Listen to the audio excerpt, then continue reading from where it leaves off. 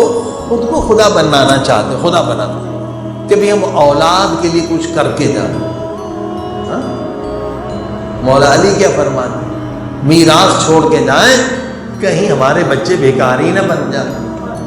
اسلام نے منع نہیں کیا، مگر مولا علی کیا فرماتے ہیں؟ اولاد کے لیے سب سے بڑی میراث دولت نہیں ہے. دولت چھن جاتی ہے، چوری ہو جاتی ہے، انقلاب آ جاتے ہیں، جنگیں آ جاتے ہیں، امیر فقیر ہو جاتا ہے، فقیر امیر ہو جاتا ہے. دولت کی کیا ضمانت؟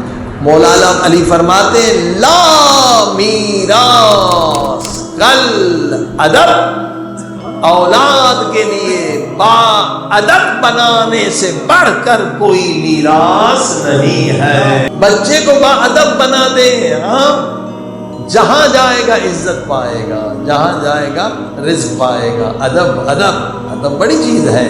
تو لہٰذا مولا پر سب سے بڑی میراث ادب ہے. اور تقویٰ یعنی آپ کروڑ بھی چھوڑ کے جائیں، ممکن ہے وہ آپ کی اولاد کو نہ ملے، کوئی اور کھا لے. ایسا بھی ہوا ہے، ہزاروں مرتبہ ہوا ہے. لیکن قرآن بتلا رہا ہے ایک ماں باپ متقی تھے، پرہیزگار تھے.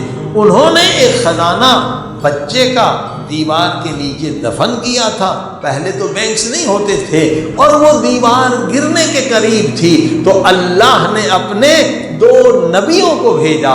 ایک کا نام حضرت موسیٰ ہے، دوسرے کا نام حضرت خضر ہے. جا کے یہ دیوار بناؤ، کیونکہ شہر میں سارے لٹیرے ہیں، ان یتیموں کا مال کھا لیں گے.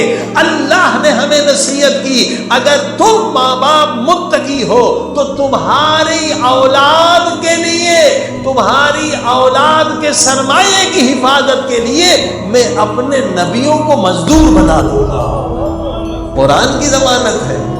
یہ ماں باپ اگر تم متقی بن جاؤ تو تمہارے بچوں کے رزق کی ضمانت خدا دے رہا ہے. میں نبیوں کو مزدور بناؤں گا، جا کے مزدوری کرو، کیونکہ ان یتیموں کا مال ہے جن کے ماں باپ متقی ہیں.